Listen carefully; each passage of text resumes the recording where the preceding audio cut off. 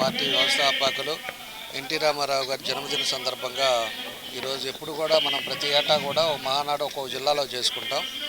అదేవిధంగా ఇప్పుడు ఉండే పరిస్థితుల్లో ప్రధానమంత్రి పిలుపు మేరకు మన నాయకులు వర్చువల్ మహానాడు చేసుకోవడం జరుగుతూ ఉంది.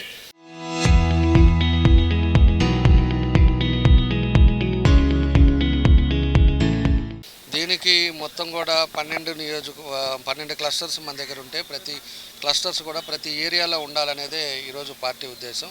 దానికోసం అని చెప్పేసి ఈరోజు లోకేష్ గారు ఒక దగ్గర జరుపుకునేది కాకుండా క్లస్టర్ వైజ్ చేసుకుంటే రాష్ట్రంలో అన్ని ఏరియాలలో కూడా మన వాళ్ళంతా కూడా కలవటానికి కూర్చోవడానికి బాగుంటుందని చెప్పేసి ఈ క్లస్టర్ వైజ్ పెట్టడం జరిగింది. కాబట్టి క్లస్టర్ వైజు ఈరోజు అన్ని ప్రాంతాల్లో ఈరోజు జరుగుతూ ఉంది. ఈరోజు మనం చూస్తూ ఉన్నాం.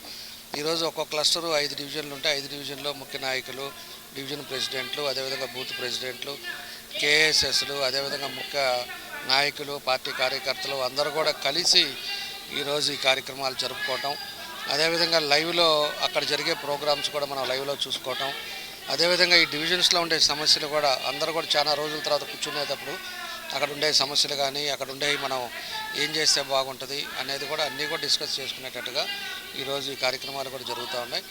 కాబట్టి మేము మన నియోజకవర్గంలో 12 క్లస్టర్లు 12 ఏరియాల్లో జరుగుతూ ఉంది. కాబట్టి అందరం కూడా ఒకసారి కలిసి వెళ్దామని చెప్పేసి మేము కూడా వచ్చాము. అందరూ కూడా తెలుగుదేశం కుటుంబ సభ్యులందరూ కూడా ఏ అయితే సమస్యలు ఉన్నాయో దాని మీద కూడా ప్రతి క్లస్టర్ కూడా ఒక బాక్స్ కూడా పెట్టాం. ఏదన్నా ఉన్నప్పుడు కంప్లైంట్ బాక్స్లో పెట్టండి, దాన్ని కూడా రెక్టిఫై చేస్తామని చెప్పాం.